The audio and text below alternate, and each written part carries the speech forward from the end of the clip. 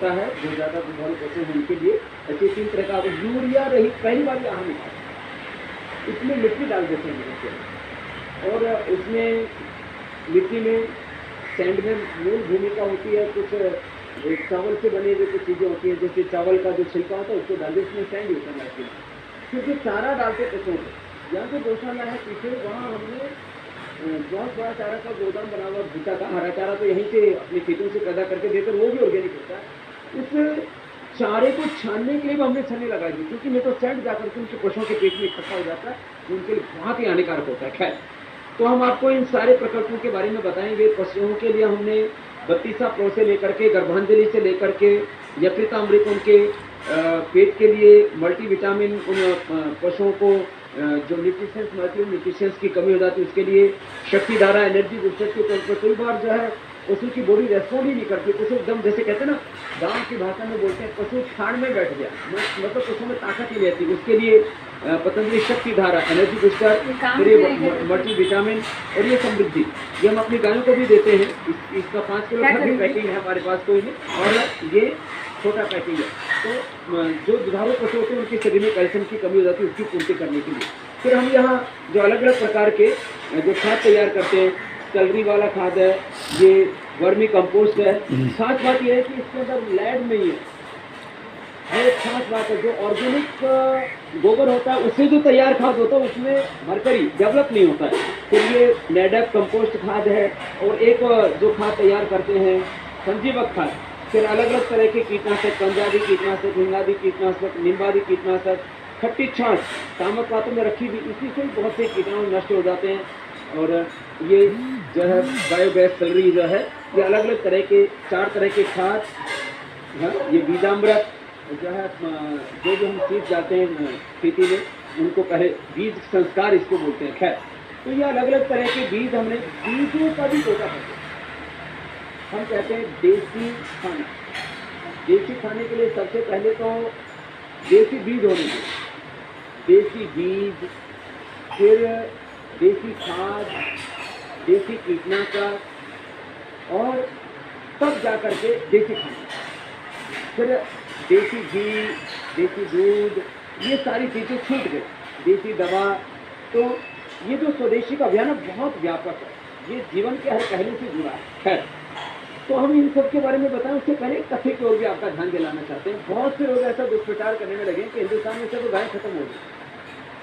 बाबा जितना गाय का घी कहाँ से ला, इतना दूध कहाँ होता है, इतना बटर कहाँ होता है।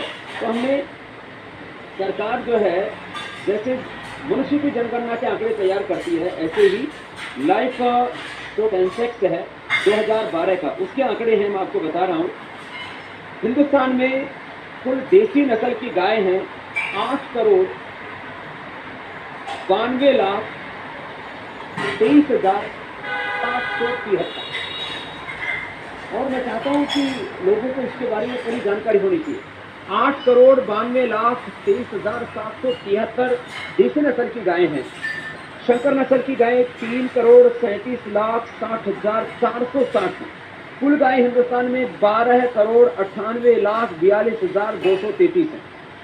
और इन गायों से, शंकर नस्ल की गायों से 3,63,00,000 लीटर दूध तैयार होता है। देसी नस्ल की गायों से 1,27,00,000 लीटर तैयार होता है दूध, क्योंकि देसी नस्ल की गायों का दूध कम हो गया, जिसमें पहले होता है नस्ल खराब होने के कारण। पतंजलि जैसी गाय हो तो वो मिनिमम हमारी गाय 10 किलो नहीं तो 15 से 20-25 किलो तक दूध देती है, जैसे हमने आपको दिखाया, गाय भी दिखाई आपको। तो खैर, कुल दूध तैयार होता है इन गायों से 4,90,00,000 लीटर। इससे कुल जो घी तैयार होता है वो करीब 2,000 टन प्रतिदिन। अभी तो हम 10% पे पहुंचे, अभी तो 200 टन ही आपको उपलब्ध करा है। 2,000 टन तक हमारा लक्ष्य रहेगा, और इससे ज़्यादा गायों की नस्ल सुधार करके और भी ज़्यादा घी आपको उपलब्ध कराएं। विदेश से हम तेल मंगाते हैं और घटिया प्रकार की मिलावटी घी खाते हैं। तेल को हाइड्रोजन डाल करके और जो है उसको क्रिस्टलाइज कर देते हैं, तो मैंने तेल का दाना बना करके हम सोचते हैं कि हमने घी खा लिया। खैर, घी के अंदर किस तरह से लोग पशु की चर्बी मिला देते हैं और 40 रुपये लीटर का पाम ऑयल मिला देते हैं, वो सब तो एक अलग प्रकार की बात है। ये तो मैंने थोड़े से आंकड़े आपको गायों के संदर्भ में दिए थे। अब मैं आपको ये कुदरती खेती का जो पूरा काम चल रहा है, जैसे कि हमने आपको गन्ने के बारे में बताया, तो गन्ना 400 क्विंटल से लेकर के 450 क्विंटल हमने पैदा किया गाय के गोबर और गोमूत्र से। यही जो है हमारा सैलरी का था, सबसे अच्छा है। फिर ये संजीवक और वर्मी कंपोस्ट है, सबसे बढ़िया सैलरी है। खैर बाकी ये सारी चीज़ें। अब आपको मैं बीजों के बारे में बताता हूँ। देखो ये पीछे आप लौकी देख रहे हो, ये लौकी इतनी बड़ी होने के बाद भी कच्ची रहती है। सबसे बड़ी खास बात ये है। फिर ये ऊपर पेठा है, एक तो ये जो सफ़ेद पेठा होता है जिससे मिठाई बनते हैं, आगरे के पेठे बोलते हैं। तो जो पेठे की जो मिठाई बनती है सबसे शुद्ध होती है, इसमें कोई मिलावट नहीं होती है, खाली चाशनी होती है। उसमें पेठे को डुबो देते हैं और इसका रस पीने से अर्थराइटिस, किडनी की बीमारी, ब्लड प्रेशर, हार्ट की, कोलेस्ट्रॉल तक की बीमारियाँ ठीक होती हैं। तो देसी पेठे में भी जो है वो संकर बीज आ गए गायों